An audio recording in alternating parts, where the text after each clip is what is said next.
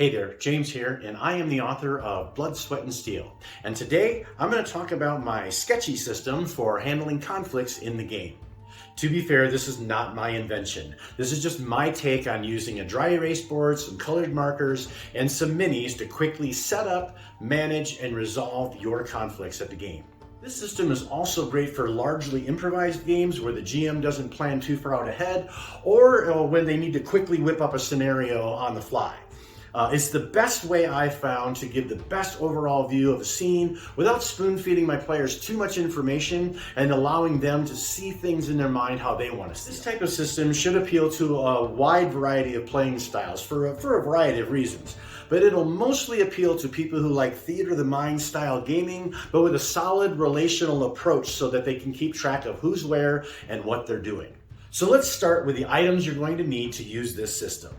First, you'll need a dry erase board that is, or a mat that is large enough to handle your scene. This is the Melee mat, and I got it online for I think less than $40. Next, you'll need some color markers. Here are the ones that I use.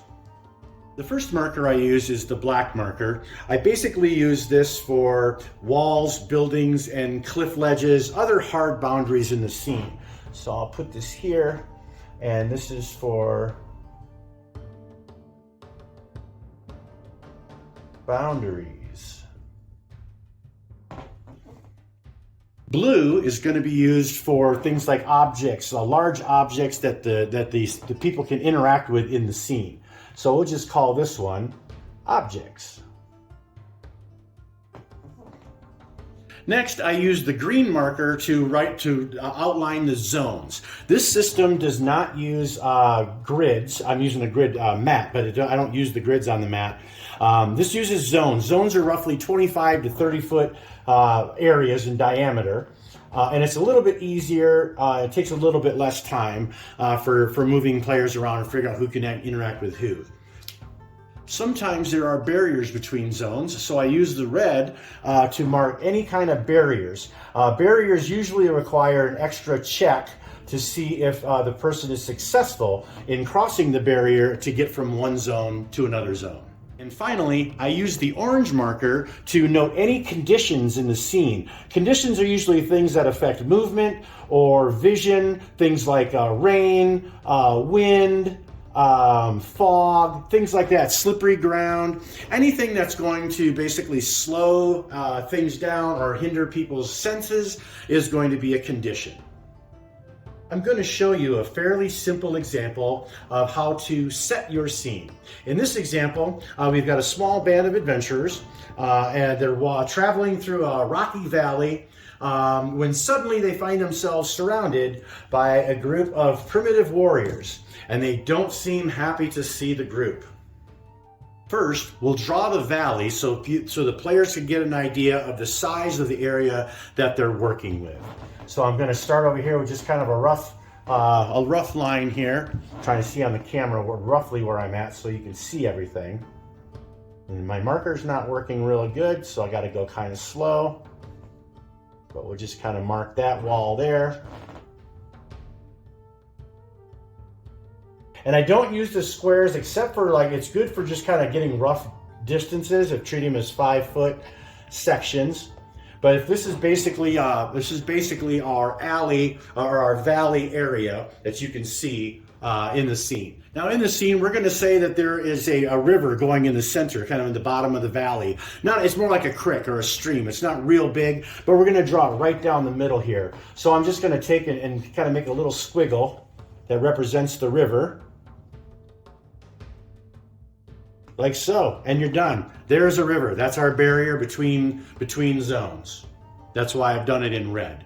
Since this is kind of a mountainous area, I'm going to draw in some rocks and maybe some trees as some objects that the characters can use for cover or somehow use in the scene if they want. So I'll put some kind of big boulders here along the side of the river, maybe some scattered like this, some small objects. And then we'll do some big ones to kind of represent trees. We've got several trees.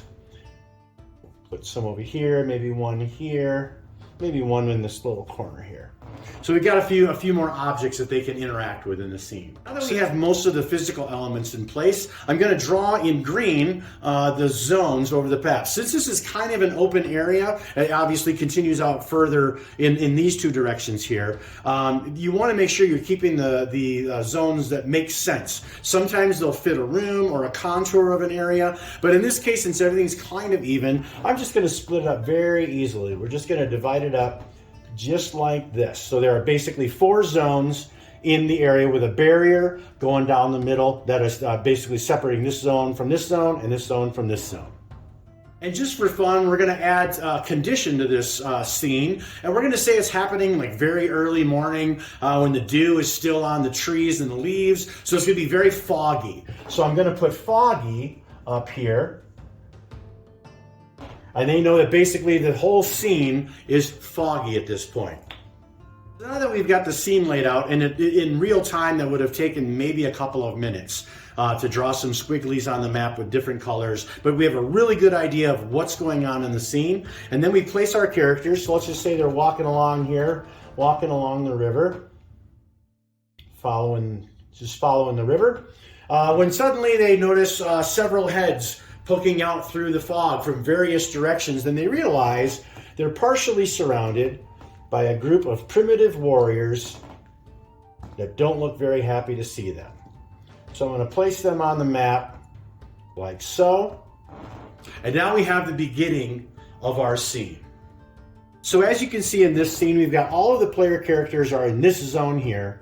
We've got a couple of warriors in this zone. We got a couple over here and a couple over here. So there's 2 in each zone. It's foggy, so they can't really see much.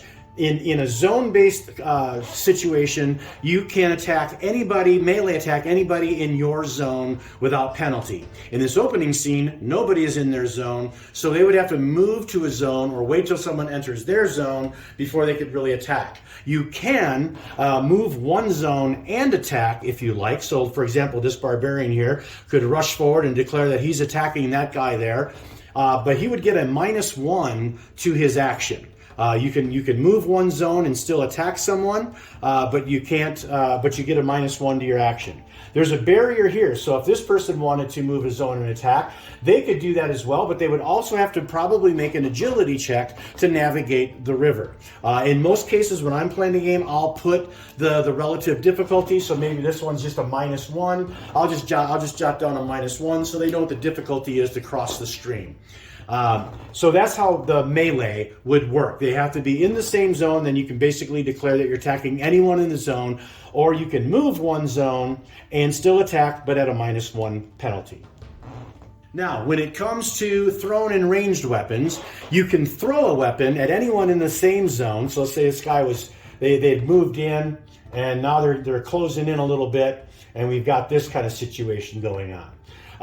So this guy here could throw his dagger at this guy or this guy with no penalty in the same zone. That's with thrown weapons. But if you wanted to throw at this guy, it would be at a -1 because he's throwing for more than one zone away. Actually, any of these guys are considered one zone away, except for the 3 that are in the same zone.